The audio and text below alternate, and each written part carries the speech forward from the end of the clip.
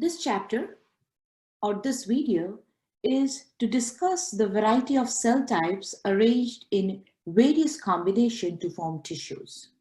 Tissues are a group of cells which have a specialized function in order to do the task. We have many cells in our body which are part of the organs. Okay, so the organs are made up of tissues, tissues are made up of cells. So these cells make up these organs. In order to study these cells in a better manner, we have organized these cells into which is called tissues. Tissues are of 4 different types. So the tissues are of 4 different types: epithelial tissues, connective tissue, muscle, and nerve. In this video, we will be learning in details the epithelial and the connective tissue. Muscle and the nerve tissue we will be learning when we go into the muscular system and the nervous system. So the first two, which is the epithelial tissue and the connective tissue. The epithelial tissue actually covers the surface. Skin is the best example. Skin covers the entire body. It is a protective covering, remember, and there are other epithelial tissue which cover the hollow organs, several internal passages and ducts, and there is a class of epithelial tissue which is called glands. So epithelial tissue in general is divided into 2 parts. One is called epithelia, which covers the exposed surfaces and internal parts of your body. The other are glands, which produce secretory cells, which is predominantly covered with secretory cells. And they are of 2 different types. One is known as exocrine gland, the other is known as the endocrine gland, which we will learn in details when it goes in that section. The connective tissue, on the other hand, the word connect means it connects 2 or more cells and organs together.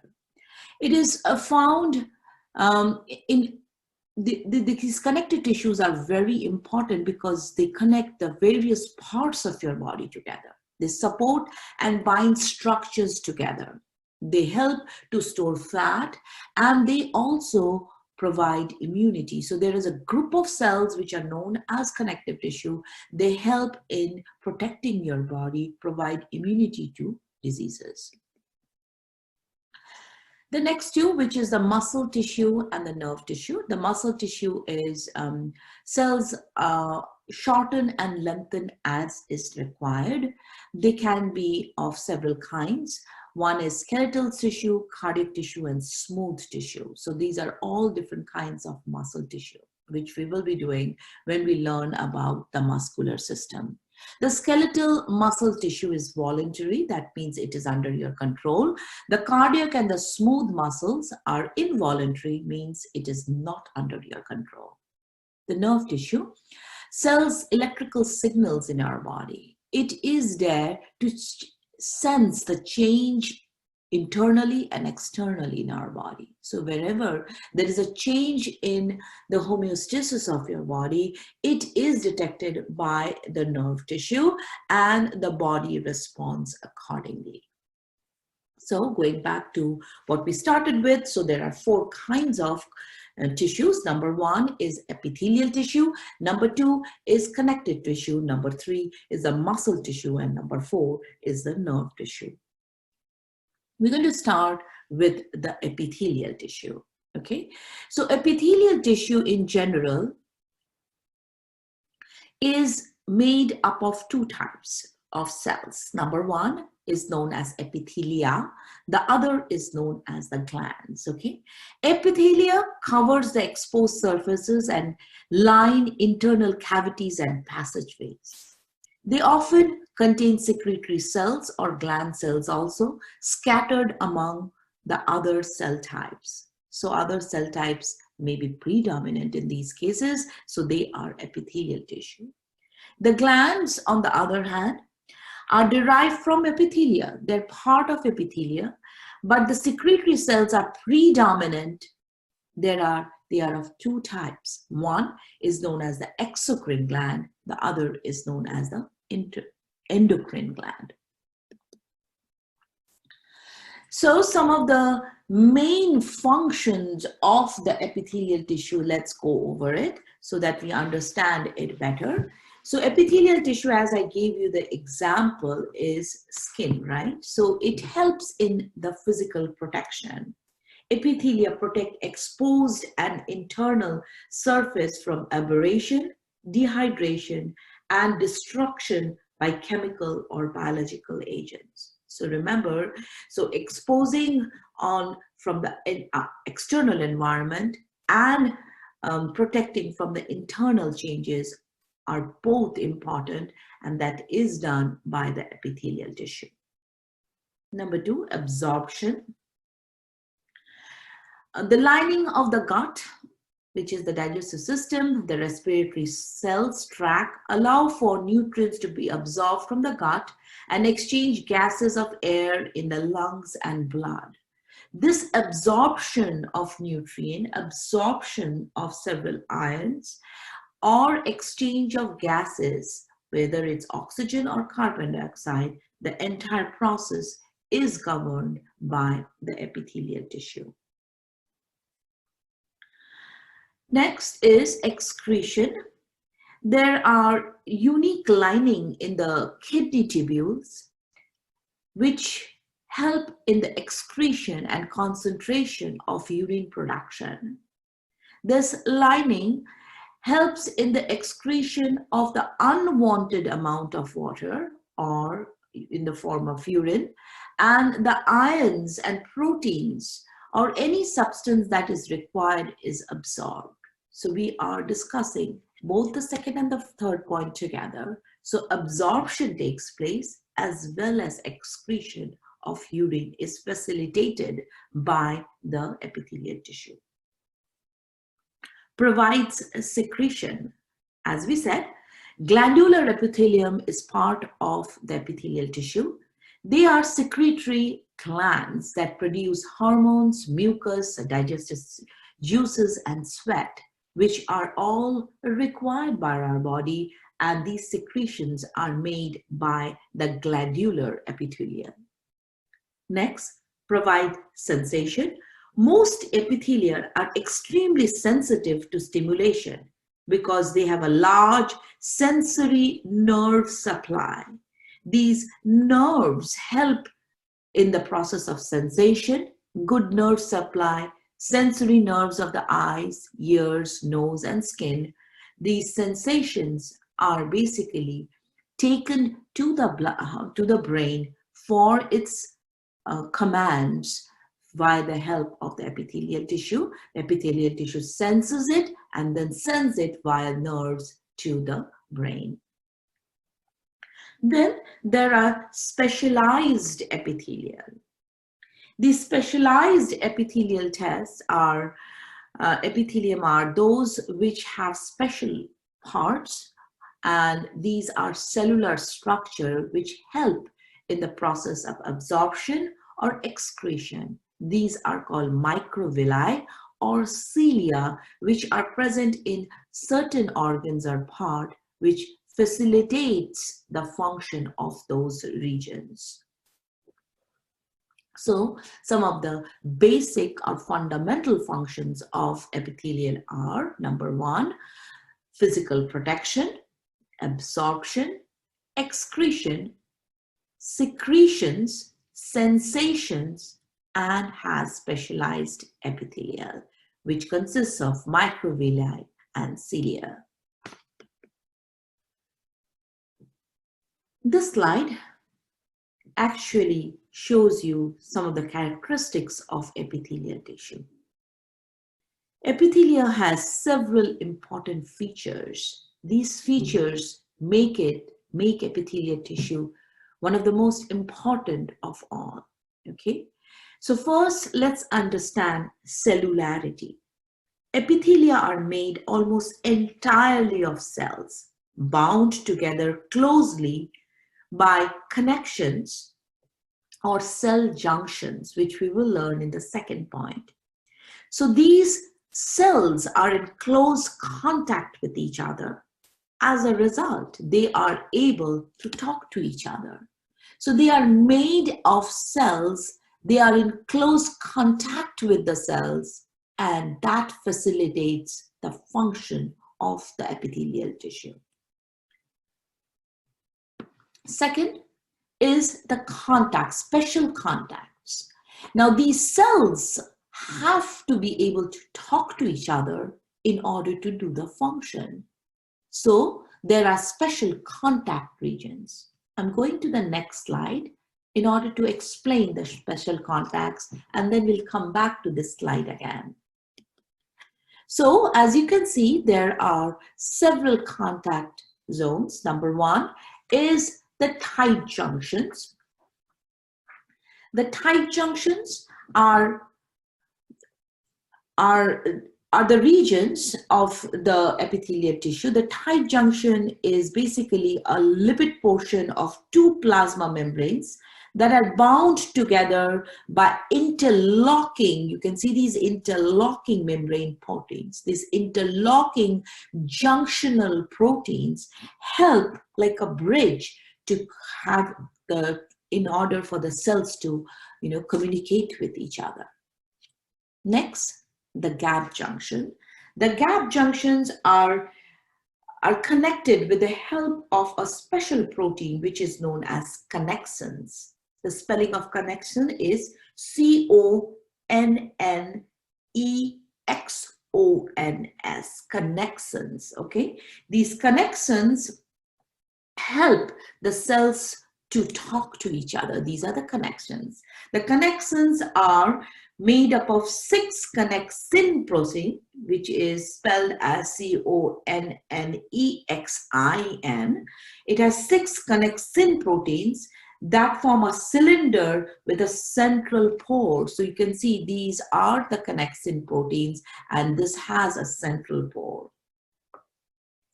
Next is the desmosomes. Okay, these desmosomes are again, these cells are connected together by desmosomes, and these are made up of cell adhesion molecules called CAN, which bind to each other through the extracellular membranes, so that these are able to make the connection between the two cells. So these special contact regions that are present in the epithelial tissue help the epithelial tissue to do its function efficiently.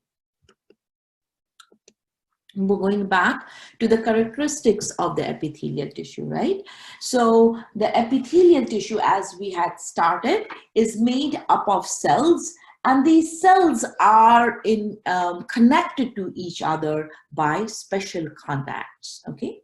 Next comes the polarity. The word polarity means there is a difference between the two regions, okay? So what is it? The base of the epithelial is bound to a thin non-cellular basement membrane. So this basal membrane is a thin membrane. This basement membrane is found from the fusion of several successive layers of collagen matrix, several other cementing substances that are present in there. The basement membrane adheres to the basal surface and to the underlying tissue to establish the cell's border and resist stretching. So in order to form the polarity, the basal membrane sits on the bottom in order to form the basal membrane, okay? The polarity, again, the term polarity refers to the presence of structural and the functional differences between the exposed and the attached surfaces. So there are two surfaces of these tissue. One is called the apical surface, which is on the top, which is the exposed surface, and the other is a basal surface that we just learned. This basal surface sits on the bottom, interlocked by several cementing substances, and is then attached to several other tissues. So the epithelial tissue, one of the characteristics of it is polarity, which has a top surface, which is an apical surface, and a bottom surface, which is known as the basal surface. Okay, the fourth point is supported by connective tissue, which is basically attachment, and I explained that a little bit in the previous point, the basal surface. Okay, the basal surface of the bottom, or the other surface apart from the apical surface, the bottom surface is known as the basal surface, and this basal surface sits on top of these reticular or basal lamina and is attached to a connective tissue. And there is a reason for it. All epithelial tissue sits on top of the connective tissue. Why? Because comes the next point, which is epithelial tissue are avascular, which means they lack blood vessels. Epithelial cells gets nutrients by diffusion or absorption across from the connective tissue. So the epithelial tissue has two parts, apical and basal, and the basal surface sits on top of the connective tissue in order to get its nutrients, nerve supplies, etc. through the help of, or by the help of, the connective tissue. Regeneration, the last point. Epithelial tissue that are damaged or lost at the exposed surface are continuously being replaced by the cell division in the epithelial tissue. Regeneration is a characteristic of other tissues as well, but the rate of cell division and replacement are typically much higher in epithelial than any other cells. This regeneration process happens rapidly with the lost cells, and with the help of cell division, they are replaced by the new cells. So going ahead, the epithelial characteristics of the epithelial tissue. Number one, cellularity. Epithelial tissues are made up of cells. These cells are in contact with each other. There are several contact zones like tight junctions, gap junctions, desmosomes. These all help the cells to communicate with each other. Next, epithelial tissue has polarity. It has two surfaces. The top surface is called apical and the bottom surface is known as the basal surface. The basal surface actually sits on top of the connective tissue because epithelial tissue are avascular. They do not have blood vessels, but are supplied by nerve fibers. And one of the characteristics of epithelial tissue is regeneration, and regeneration at a much faster rate than any other cell.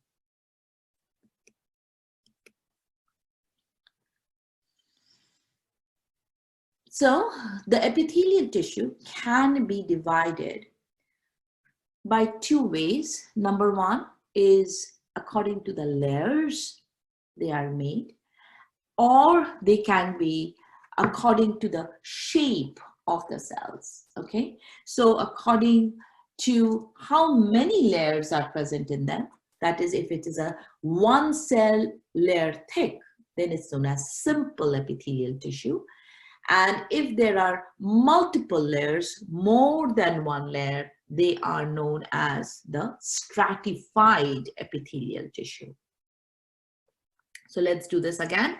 So number one is usually cells which are or cellular or tissue layer that requires are in the sensitive position. They are not high traffic. They are usually one layer thick. Stratified, which is used continuously and undergoes a lot of aberration and stresses, are located, have stratified epithelial tissue. There's another class of epithelial tissue which is known as the pseudo-stratified.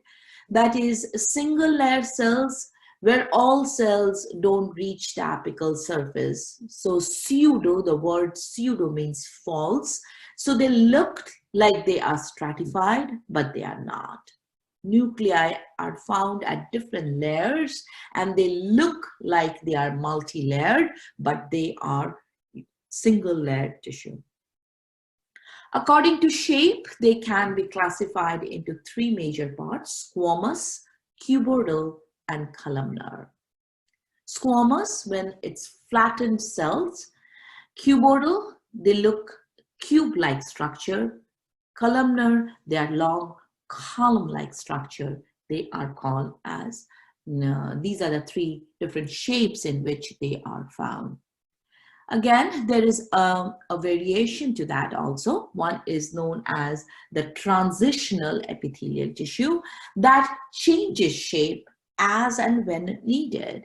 Shapes vary with tissue stretching. This tissue stretching is a physiology. Whenever there is a requirement for the tissue to stretch, it will change its shape accordingly.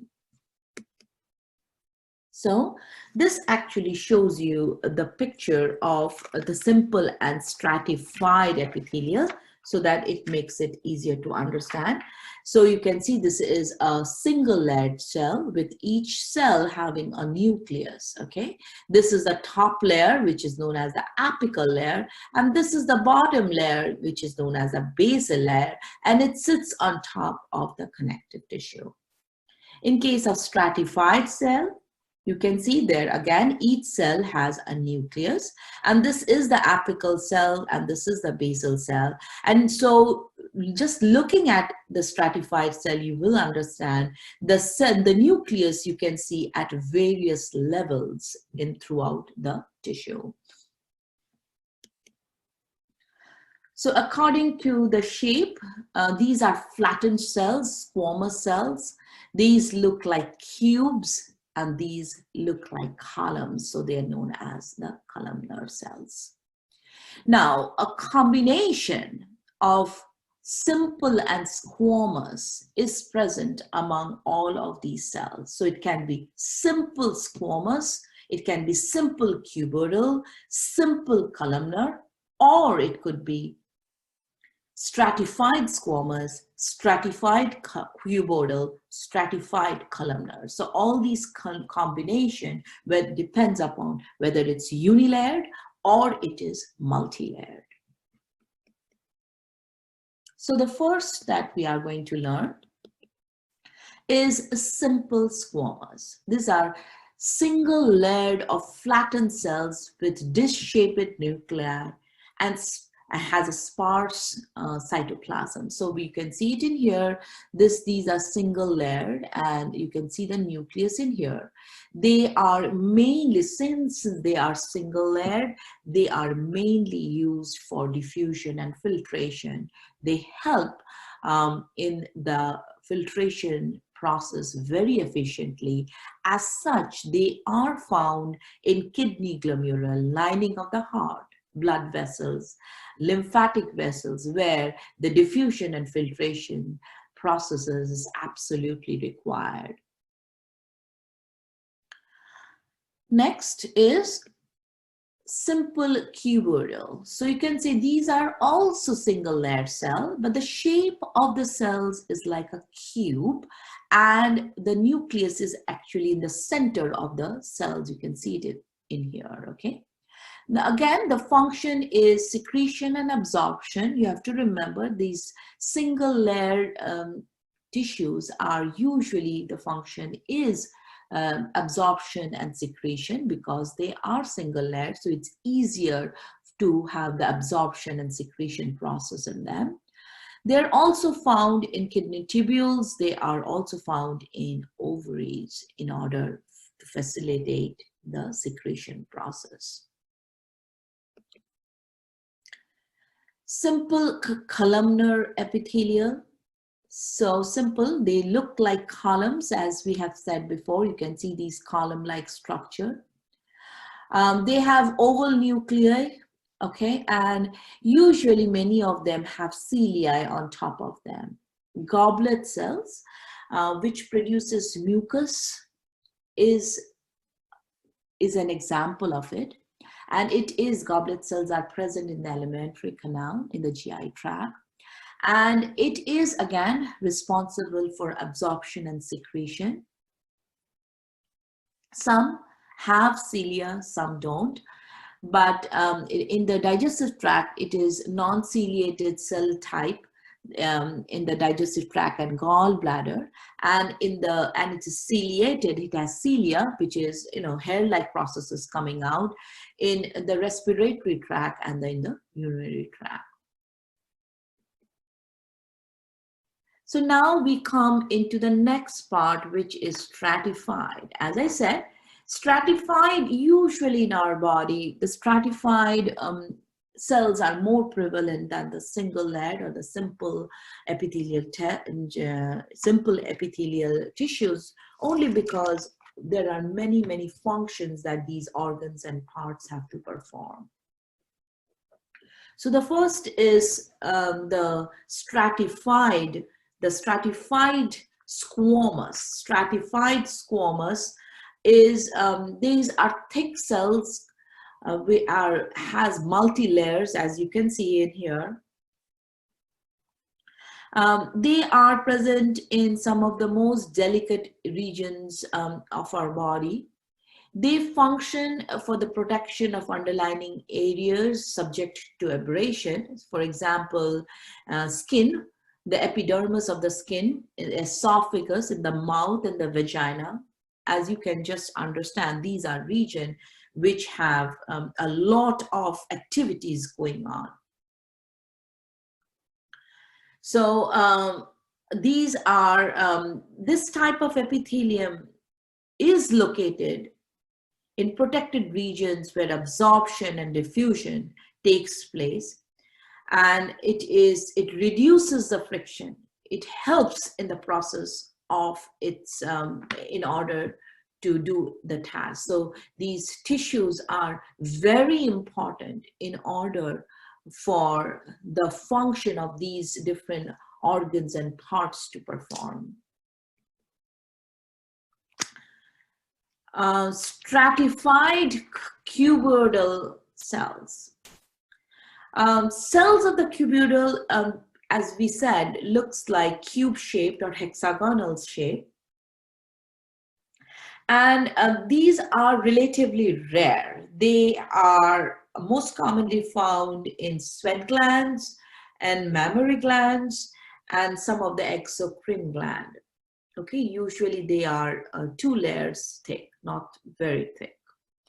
And stratified columnar cells. Again, the columnar cells are those cells which are column shaped. They appear rectangle. They also look hexagonal, but they are really tall and slender than cuboidal cells. They also have a limited distribution. They're found in pharynx, male urethra, and certain ducts. This is important, okay? The transitional epithelial, very important. So what is transitional epithelial? A transitional epithelial is an unusual stratified epithelial because unlike most epithelial, it tolerates a repeated cycle of stretching and recoiling. That is, it changes its shape without damage. It is called transitional, the word transitional, because the appearance of the epithelial changes as it stretches. Epithelial tissue in the urinary bladder is an example of it. The urinary bladder, the ureter, and the urine collecting chambers within the kidneys are all lined with transitional epithelial tissue, because when the urinary bladder relaxes, the shape is one type, and when it is filled with urine, the shape of the cell becomes different. So it is a stratified epithelium, but it changes its shape as required. The next epithelial tissue is a pseudocolumnar epithelium. This is also very important. The pseudoepithelium line the nasal cavities, usually trachea and lungs also to a certain extent. Why it is called pseudo? Pseudo means false, because as you can see that These cells are just one layer of cells. If you look closely, you will understand. These are just a single columnar cell, but they are not in one plane. As a result, the nucleus is at different levels and they look like they are stratified. So they are pseudo-stratified. They are not really stratified, but they are simple columnar, but they look stratified, hence the name pseudo-stratified. They are present in trachea, in male reproductive function, in male reproductive tracts, and the function is mainly secretion and propulsion of mucus. This basically shows you an overview of the location and the shapes of the cells, which you should review before you go to the next section. So as we had started the lecture of epithelial, that epithelial tissue consists of two parts. One is epithelia and the other is glandular. The glandular cells are derived from epithelia. So these glandular cells we are going to study now. These are glands which are made up of maybe one or more cells, and they are predominantly have secretory cells in them. And as a result, they are named gland or glandular cells. They are classified by the site or how they are released into two parts. One is known as the endocrine cell, the other is known as the exocrine. So here we are. The endocrine cells or endocrine glands that produces, these are ductless glands that produce hormones. So these are glands that produce hormones directly into the blood. Okay, they go directly into the blood. They don't have a duct that takes the blood from the gland to the blood. It produces directly into the blood, and hence they are known as endocrine gland. And exocrine glands actually have glands, and they produce the secretion in the duct, and they produce the secretion, and then it is transported through the ducts to the several parts of your body, like sweat, like oil secretion, salivary glands, and so on. So this section, what we are going to learn is about the exocrine gland. We have a completely separate chapter on endocrine gland, which is known as the endocrine system, where we will be learning about the endocrine glands and its classification. Here we are only going to concentrate on the exocrine gland. So according to the modes of secretion, which is the most important, it is classified into three parts: merocrine, apocrine, and holocrine. According to the types of secretion, what type of glandular secretion it produces, it's classified again into three parts: serous, mucus, mixed gland, which is a combination of serous and mucus, and glandular epithelial structure, which is unicellular, which has only one cells, multicellular, which can be simple or compound. So here it's the mode of secretion. As we said, it is of three types. One is the merocrine, the second is apocrine, and the third is holocrine. So going to the first one, which is the merocrine secretion, the products are released from the exocrine gland by secretory vesicles through exocytosis. What is exocytosis? Release or release of the secretion from the cell is exocytosis. This is the most common method of exocrine secretion. Example of it is the salivary gland, as you can see it in here. So these are the cells. These cells are producing the secretions, and then they are released from these cells from these glandular cells into the environment. It can be internal environment, it can be external environment. So the mucus secretions of the salivary gland coat food and reduce friction before swallowing. In the skin, merocrine sweat glands produces the water, secrete water-like perspiration that helps to cool your body. These sweat glands are, help in the process of doing that too. Next comes the apocrine secretion. Okay, apocrine secretions are exocrine cells, and they involve loss of a cytoplasm. As you can see, a part of the cell containing the cytoplasm goes out or is released out or cut off with the secretory product. The apical portion of the cytoplasm, as you can see, yes, the apical, the top portion of the cytoplasm, being it is packed with the secretory vesicles, and that's shed. And the example of it is the mammary gland. Milk production in the mammary glands involves a combination of merocrine and apocrine, and the primary is apocrine secretion in the mammary gland. The next is the holocrine secretion. Holocrine secretion, by contrast, destroy the gland cells. Okay, so you can see these are the cells that are making the secretion, and when it comes to the top part of it, the cell bursts, releasing the cytoplasmic contents. During the holocrine secretion, a superficial cells in the stratified granular epithelium becomes packed with the secretory vesicles and then burst and releases the secretion. This example of it is sweat glands in your body, where when sweat is released, it is produced by the process of holocrine secretion. So 3 kinds of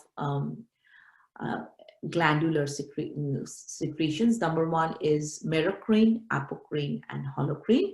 Merocrine, when the secretions are released by the cells to the external environment, or maybe internal environment as is required, no destruction of the cell. Number 2, apocrine, when a part of the cytoplasm, the apical part of the cytoplasm of a cell, gets concentrated with the secretions and is peeled off or breaks down or breaks off from the cell. And the third is holocrine, where the entire top part of the cell of the entire cell, remember, the entire cell gets burst, releasing its contents, and that is an example of holocrine secretion. An example is production of sweat. This takes up to the next part, which is a type of secretions. It's 3 types. Serous glands secrete watery solution that contain enzymes. The parotid salivary gland are serous gland. Okay. The mucus gland secretes mucus that hydrate to form mucus. The sublingual salivary gland and the submucosal glands of the small intestine are mucus glands. Okay. The third is mixed gland. Contain both 1 and 2 type of cells. These glands may produce 2 different exocrine secretion, one serous and the other mucus. The submandibular salivary glands are mixed glands. So according to structure, they can be unicellular, that is one cell. Goblet cells is an example, which produces mucin. Mucin with water forms mucus. And then a multicellular can be classified as simple and compound. When they do not have branches, they are known as simple. When they have multiple branches, they are known as compound. And then according to the tubular structure, they can be divided as tubular, alveolar, or tubulo-alveolar, which is the next slide here. And please go over this slide by yourself. This takes us to the next section, which is called the connective tissue. The connective tissue. The connective tissue actually is a very, very important tissue because it has diverse function, and it actually not only does its own function, but it assists the epithelial tissue to do its function. So the connective tissue is divided into two parts. One is called the living unit. The other is known as the non-living unit. The living unit is the cell, and the non-living unit is the matrix of the connective tissue. So these matrix are the ones that hold the connective cells together in place. Okay, so let's understand. So it is made up of cells that touch due to the extracellular matrix. So as I said, the cell part is the living part. The matrix part is the non-living part. The matrix in turn is made up of two substances. One is called fibers. The other is the ground substances. Okay. These ground substances are secreted by the cells itself, but they form a bedding for the cells, and they help the cells in its function. The connective tissues can be of various consistency. It can be liquid, it can be gel, or it can be solid, and we learned that. It is innervated by a lot of blood vessels. Remember, the epithelial tissue actually sits on top of the connective tissue to get its nutrient and exchange of gases to remove waste products. The only reason is because connective tissue is highly vascular, with one exception. So this is the reason the connective tissue becomes very important. Some of the main functions of the connective tissue is it is responsible to form a structural framework. That means it is responsible to give the shape of your body. And the example of it is bones. Okay, bones are connective tissue. They give the structural framework to your body. As a result, this becomes, they not only are important for many other reasons, but bones give a structure and they connect different parts of your body. The next is transporting fluids and dissolved material.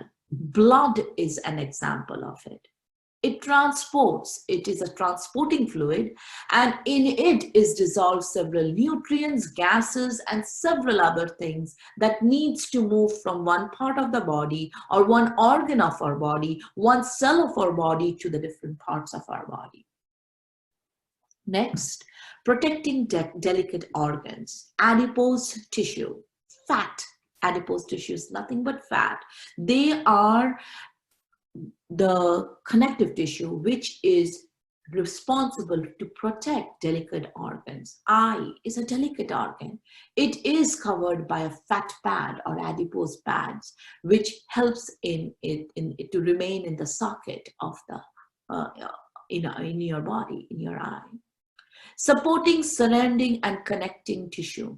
All of them, whether it's blood, whether it's bone, or whether it's adipose tissue, and many other tissues which we will learn, are all responsible for supporting, surrounding, and interconnecting the tissue, storing energy reserves. Fat is a very, very important source that is important example that can store energy.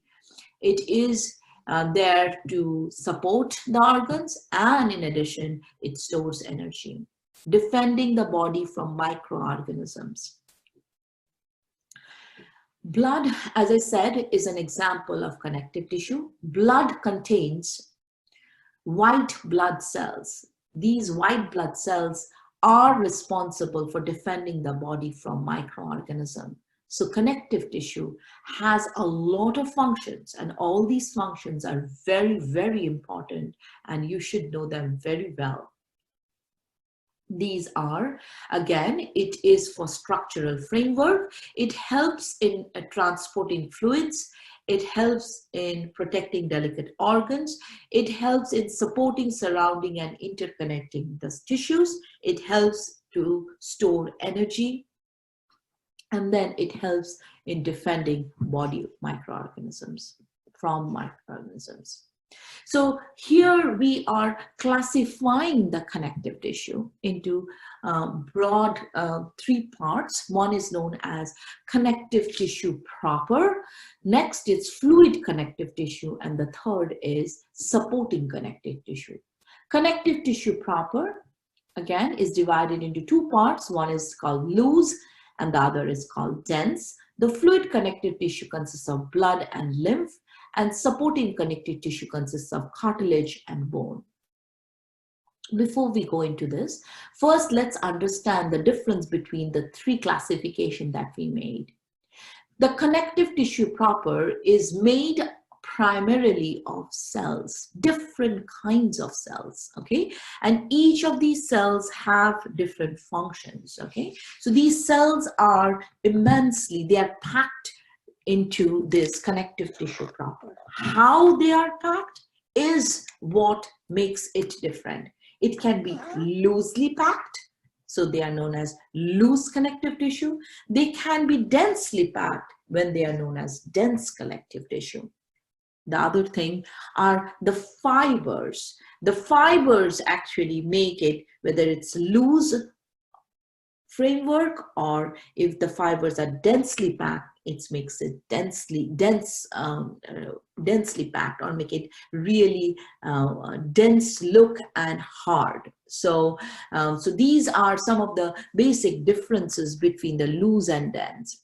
Again, within the loose, there are different kinds of tissue. One is known as areolar tissue, the other is adipose tissue, the third is reticular tissue. So each of these tissue have different kinds of cells, and we learn about them. Again, the dense has dense regular, dense irregular. How the fibers are arranged make it dense regular or dense irregular. Fluid connective tissue. Here, the ground substance is fluid in nature, which is the cellular content, of course, is different, but the fluid is, or the ground substance, or the matrix is fluid in nature. That is, they are neither solid nor liquid, okay? So they're fluid in nature, and blood and lymph is an example. Supporting connective tissue, in which the ground substance is solid, okay, and they are hard, and that the example is bone and cartilage. So now we are going to understand each of these sections at length. We are first going to understand connective tissue proper, what are the different cells in them, what is ground substance, what is fibers, and then we'll go into each section as we go along. So if you look in here, you will understand that the connective tissue proper is has many different kinds of cell, as you can see it in here, right? And it also, apart from the cell population, it has several fibers, and these fibers are present but not very dense, okay? They are present in a particular arrangement, but the cells in here are many different kinds. So let's understand the cells. The first is fibroblasts. These are fixed cells, they don't move, okay, that synthesize the extracellular fibers of the connective tissue. The fibroblasts, as you can see, they are abundantly present, and you can see it in here. These are the fibroblasts, and they are abundantly present, and they are responsible for making the extracellular fibers. Next comes the mesenchymal cells, okay? The mesenchymal cells are mobile stem cells that participate in the repair of the damaged tissues. As all stem cells, these mesenchymal cells are responsible for the repair mechanism in the tissue, okay? So you can see it in here. These are the mesenchymal cells that are present in there. Next comes the adipose tissue. These are adipose tissue, are fat cells, are fixed cells that store lipid reserves in large intracellular vesicles. So these are the adipose cells, and they store energy, and they are the response. These are lipid. These are just lipid cellular content in them, and you can see on one side there is a nucleus. Next comes melanocytes. Melanocytes are Melanocytes are fixed pigment producing cells called melanin. They produce a brownish yellow pigment, and you can see these melanocytes are present in here. They give the tissue a certain amount of coloration. Then comes macrophages.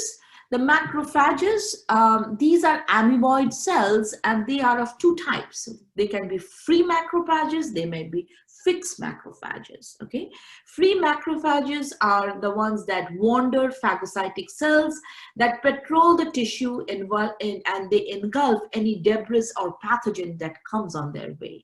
And the fixed macrophages are stationary phagocytic cells, and they engulf cell debris and pathogen remaining in their own position. So they don't move, and the free ones roam about in order to find a particular cell. So you can see these are the free macrophages, and these are the fixed macrophages. They don't really look very different.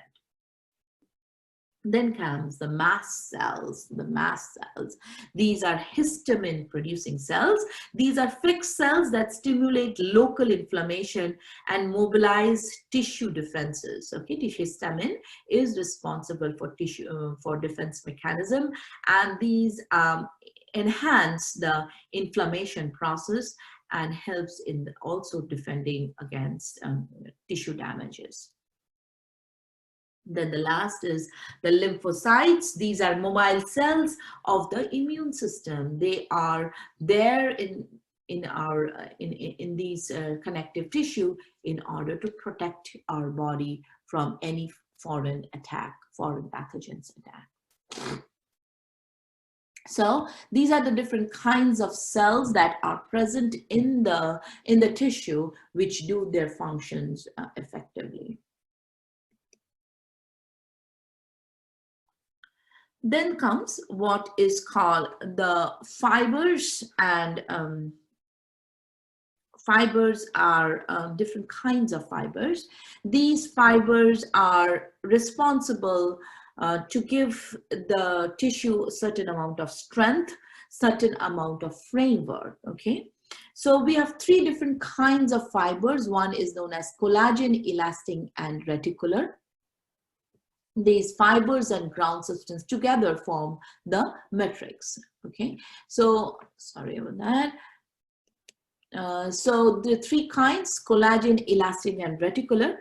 Collagen fibers are thick, straight, and wavy, and often form bundles. They are very, very strong and resist stretching. It's sometimes said these collagen fibers are stronger than steel. Okay, so they are really, really hard. Elastic, these are long, thin fibers, as you can see it in here. Elastic fibers, strong, thin fibers, slender, unbranching, and very stretchy. They are elastic. That's the reason the name comes from. These are highly stretchy. They recoil their original length after stretching and distortion. They can expand or stretch and then go back to their original shape and size. And reticular fibers are strong, and from branches they are branched fibers that are present in there. The ground substance behind all of this region in here, these are the ground substance, fills the spaces between the cells of the connective tissue fibers. They are usually made up of proteoglycan and glycoproteins, and they basically form a framework to hold the cells and the fibers in place. So we are going into the subheadings of the connective tissue proper, which is loose connective tissue proper. And the first of that is areolar connective tissue.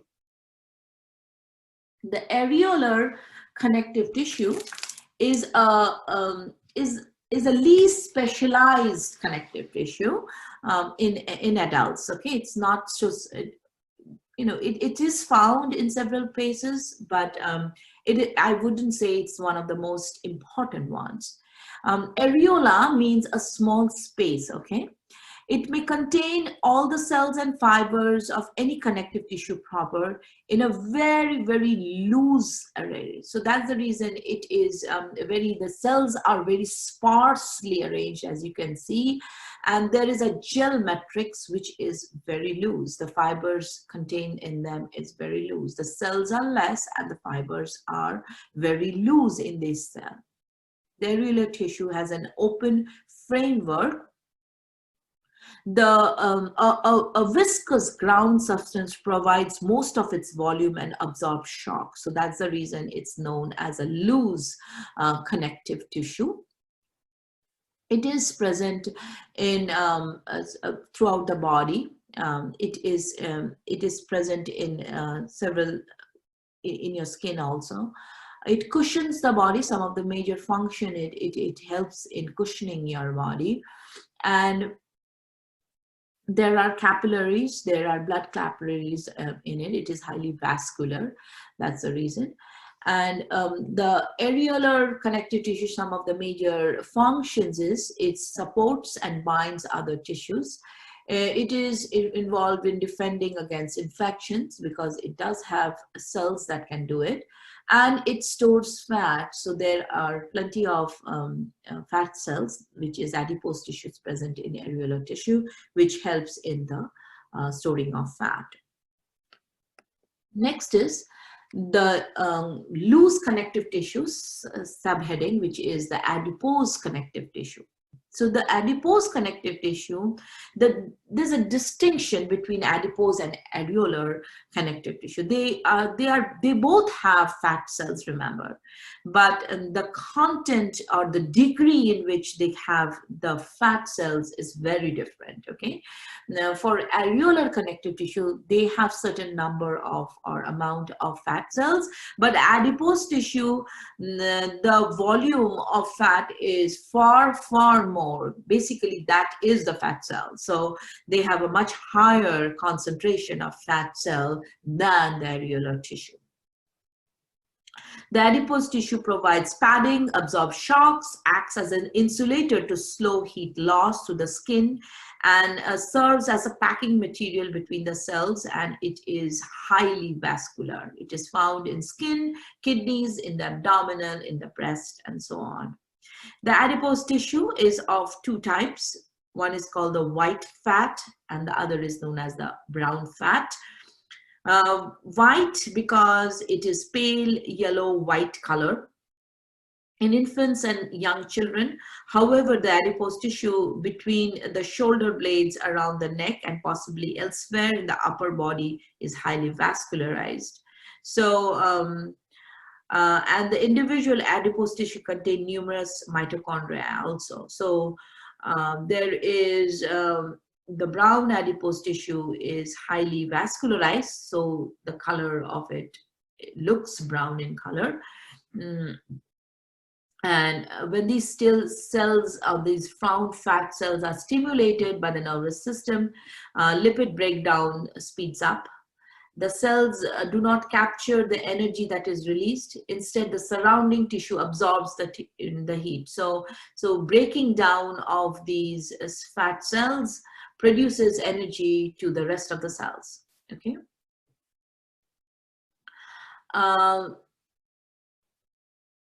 So adipose tissue should not only be considered as a fat storage cells or cells that store just fat. They have other functions also. They are actually metabolically very active cells.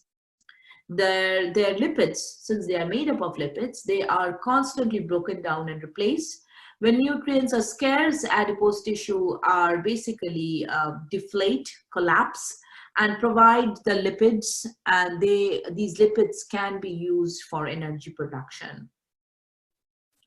The other example, which I'm pretty sure all of you have heard, the process of liposuction, is a surgical procedure that removes excess and unwanted adipose tissue. However, remember, liposuction provides only a temporary and potentially risky solution to the problem of excess weight. So it will flatten, and eventually, if the parameters of diet and exercise is not continued, they will go back to its normal cell, because these cells can regenerate. Okay, so they can undergo cell division and can regenerate. So these the adipose tissues are very important in our body. They are present, and the adipose tissue is filled with fat cells. They are highly vascularized cells. And so some of the major functions of adipose tissue is they reserve food and energy. They help to insulate the body from heat loss. And local fat can provide nutrients to highly active organs. So the last is the connective tissue proper loose line is the third, and the last is the reticular connective tissue. These also have loose ground substance, and that's the reason they have the name comes loose, with reticular fibers actually. They are found in internal organs, several internal organs. The fiber actually forms a network. And they are found in bone and spleen. So that's kind of a few places they are found in. Dense connective tissue is mainly because of the reticular arrangement in them, how they are organized. It is dense regular or dense irregular. If the reticular tissues or reticular fibers are in a particular array in a systematic manner, then it's known as dense connective tissue, regular. And if these fibers are in a complete disarray, as you can see it in here, then they are known as dense connective tissue irregular. So some of the places where dense regular are present are in attachment in joint places, where you can see it in muscles, you can see it in places of bones. And dense irregular is present in the skin, parts of the skin, and it's also present in the urinary bladder. As we said, the next part, we did the connective tissue proper. Now we are going into the fluid connective tissue. They have distinctive cells, and the matrix is fluid. It's neither solid nor liquid, okay? Fluid in nature. Blood and lymph is an example of it. And blood has two parts. One is known as the formed elements, which is the cell. This is the living part of it. And plasma, which is a non-living part of it, is also present. Blood is of three kinds: red blood cells, white blood cells, and platelets. Red blood cells, also known as erythrocytes, RBC. White blood cells are known as leukocytes, or WBC, and platelets, which are known as thrombocytes. Okay, so these different kinds of cells have different functions. We have a separate chapter when we do cardiovascular system. We will be learning about blood.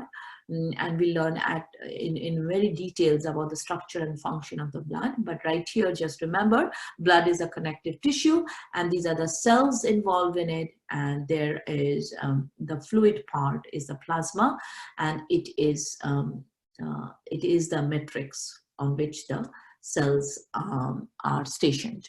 Lymph is again, it consists of interstitial fluid. And this is also part of the fluid connective tissue. The last is supporting connective tissue, in which the cells are in the matrix, which is hard or solid, I would say. The two of them is cartilage, and the other is the bone. The cartilage has a matrix is firm gel, and they are known as chondrocytes. Cells are called chondrocytes, which are in the firm gel. This is the only exception where the cells, this tissue is avascular. It is to be noted, very important to remember, that cartilage is an exception to the rule, in which the connective tissues are all vascular, but cartilage is avascular. That means it does not have blood vessels. Okay, there are three different kinds: hyaline, elastin, and vibrocartilage. So just to show the hyaline cartilage, because as we said that, we will be learning about cartilage in skeletal system. This is an example that shows these are chondrocytes which are present in, you can see these chondrocytes, and this is the matrix which is hard, and it actually resists any compression or stretch or external pressure. These are found in the skeleton and in nose, in trachea to certain extents also. It is mainly present in the thoracic cage, as you can see. These are cartilages which actually join two bones together and help in functioning of the skeletal system. So this actually takes us to the last slide, which is the connective tissue, which is related to bone. We have a completely separate chapter on skeletal system. Bone is also a connective tissue, as we said, and this the bone is a calcified matrix. Again, the matrix is very hard, and in it lies the cells which are known as osteocytes. For cartilage, it was chondrocytes. For bone cells, they are known as osteocytes, and they are vascularized. Remember, they're highly vascularized, and as we will learn again later, the cells in the bone are organized in a very, very systematic manner. They help to protect, they help in any aberration, they store calcium, minerals, fat, they are responsible, bones are responsible for production of red blood cells. So they have many, many functions, but remember, bone is a connective tissue. So, overall, so we understand now the importance of connective tissue, how they connect different parts of the body, how they are involved in keeping our body giving our body a contour, giving the body, and several other functions like production of heat, protection, maybe storing of calcium, production of several other substances. These are all part of the connective tissue. Apart from its own function, connective tissue is also responsible to help in the functioning of the epithelial tissue.